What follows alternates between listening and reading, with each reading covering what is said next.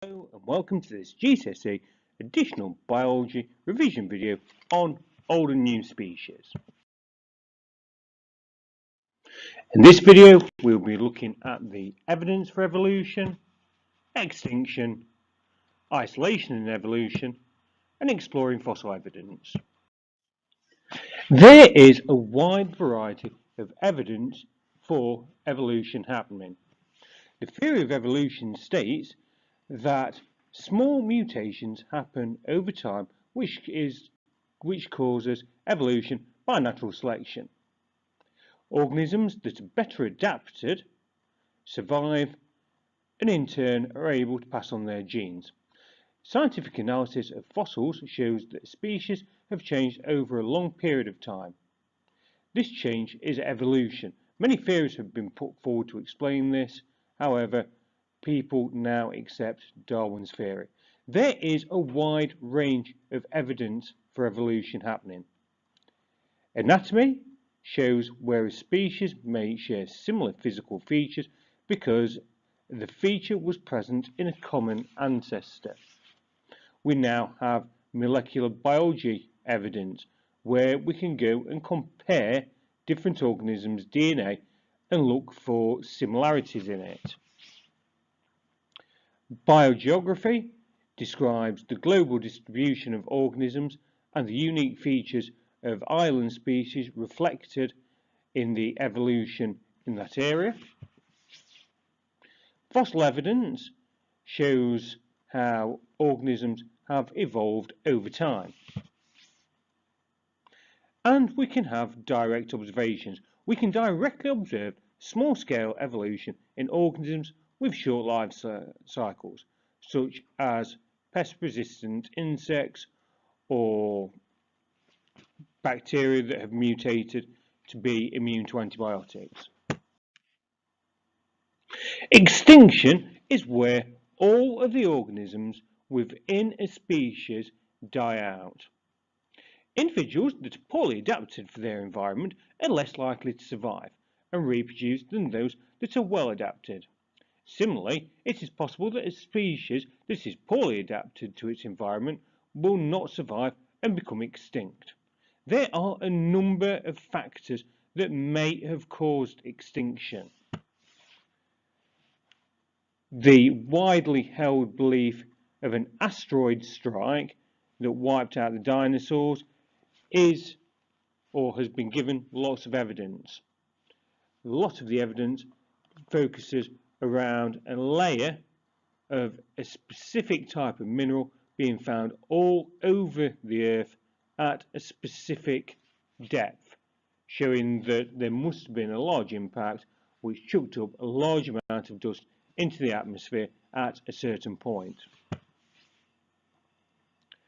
The Paleocene theory states that there was a gradual decline in dinosaur numbers rather than a mass extinction. Climate change may have caused mass extinctions. If the climate decreases or increases, then organisms that cannot control their own body temperatures would have become extinct.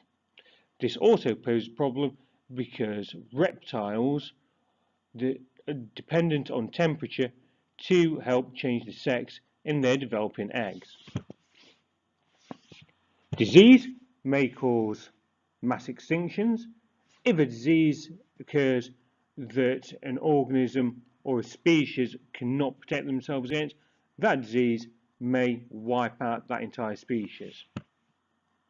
There may have been gravitational changes which may have changed weather patterns and such forth in the atmosphere, which may have led to extinctions. Continental drift may have played a part,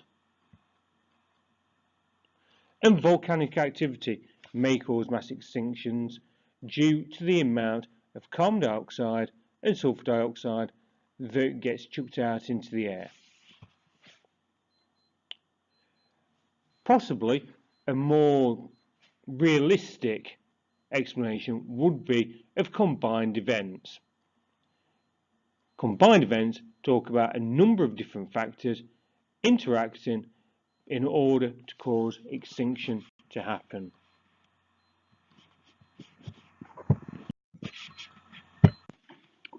A species may evolve due to isolation. Isolation is where one part of the species is separated from a separate part of the species. In each area, there are different environmental conditions causing different evolutionary paths to take place. As long as a population has the opportunity to interbreed and exchange genes, they remain as one species. A population of one species can only evolve into two or more species if they become isolated from each other due to a number of barriers that prevent genes from exchanging. Geographical isolation is summarised by features such as rivers or mountain ranges isolating groups of organisms.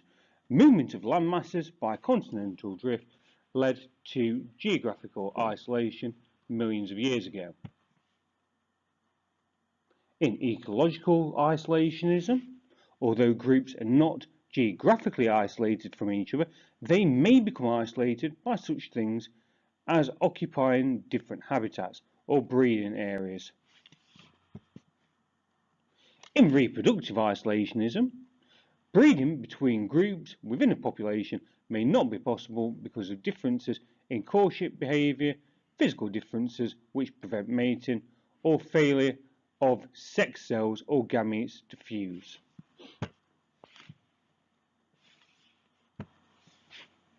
The diagram illustrates what could happen to populations of animals which become geographically isolated. Once two groups are isolated, different mutations occur in each group. If the environments are different or differ, different adaptations are favoured by natural selection. This leads to different characteristics evolving in each group as time passes. Eventually, the groups become different that they can no longer interbreed. At this point, they become two separate species. Most of the evidence for evolution comes from the fossil record. Fossils show how much or how little organisms have changed over time. One of the problems with the fossil record is that it contains gaps.